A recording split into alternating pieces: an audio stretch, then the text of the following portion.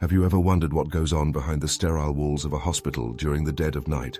Beyond the beeping monitors and rushing nurses, there are whispers of things that can't be explained, things that send shivers down the spines of even the most seasoned medical professionals. What if I told you some of the scariest stories aren't about life and death, but about what lingers in between? Hospitals are places of healing, where lives are saved and hope is restored. But they are also places where suffering, death and grief often leave their mark. As a former night shift worker, I've seen things that defy explanation, encounters that still haunt my dreams and make me question everything I thought I knew about the world. This is the story of a single night on the job, where I learned that not all patients check out and not all visitors are alive. It was a quiet Wednesday night, or as quiet as a hospital ever gets. I was working the overnight shift as a patient care technician in a small rural hospital. Nights were usually slow, routine vitals, an occasional emergency, and a lot of coffee to keep me awake. The fluorescent lights buzzed faintly, casting long shadows in the empty hallways. My co-worker Rachel was stationed at the nurse's desk, scrolling through her phone while I made my rounds. The eerie stillness of the hospital at night was something I'd grown used to, or so I thought. It started with a call bell from room 308.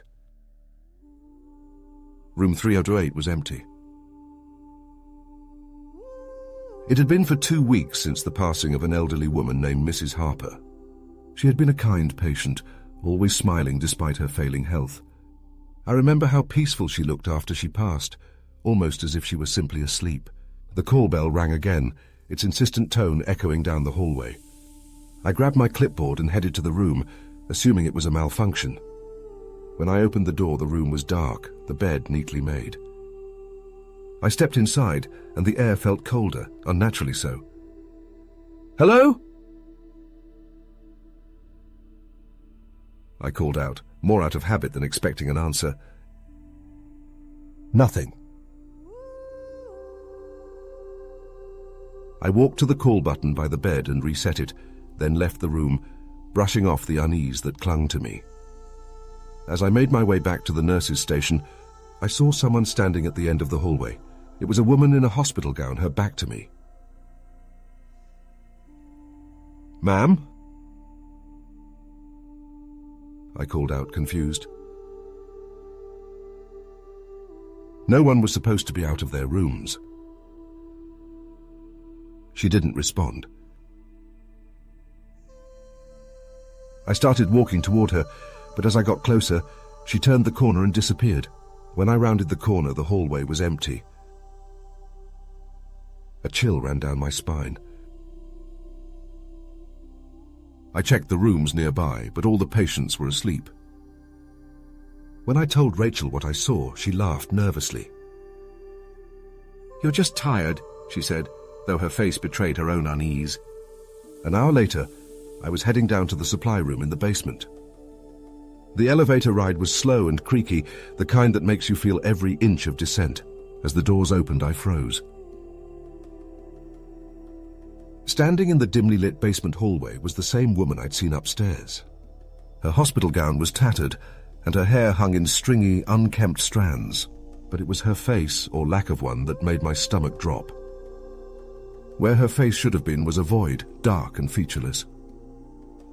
She raised a hand, pointing to the far end of the hallway. Every instinct screamed at me to run, but I couldn't move.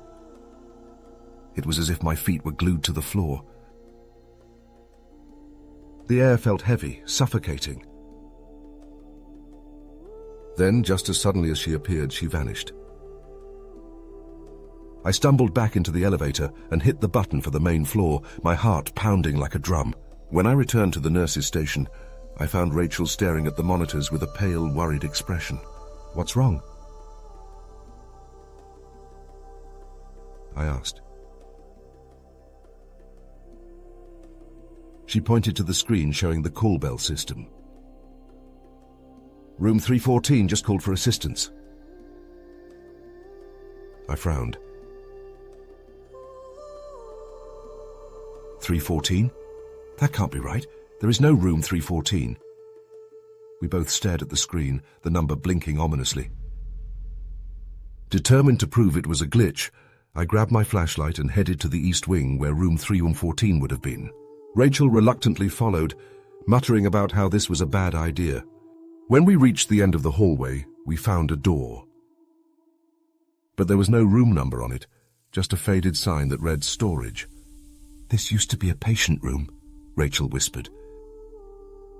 "Years ago, they closed it off after a fire killed one of the patients." My hand trembled as I reached for the doorknob. It was ice cold to the touch. The door creaked open, revealing a dark, empty room. The air was thick with the smell of smoke and something else, something metallic, like blood. On the far wall, scrawled in what looked like ash, were the words, "Help me." We bolted back to the nurse's station, too shaken to speak. Rachel suggested we call security, but I knew they wouldn't find anything. Whatever was happening wasn't something they could fix. As the night dragged on, the strange occurrences continued. Doors opened and closed on their own. Lights flickered despite the maintenance team's reassurances that the wiring was fine, and every so often I'd catch glimpses of that faceless woman watching me from the shadows. The worst moment came around 4 a.m., when I heard a voice whisper my name. "Come back!" It was faint, almost melodic, but it sent a wave of terror through me. I turned to see Mrs. Harper standing in the hallway, her kind eyes filled with sorrow. "You have to help her," she said. "She's trapped." Before I could respond, she faded away. By the time my shift ended, I was physically and emotionally drained. I told my supervisor what happened, but she dismissed it as exhaustion. Still, I couldn't shake the feeling that the hospital was more than just a building. It was a place where the past lingered, where spirits of those who had suffered couldn't find peace. I never worked another night shift after that. The memories were too vivid, the fear too real. But sometimes late at night, I find myself thinking about that faceless woman and the words on the wall. Who was she?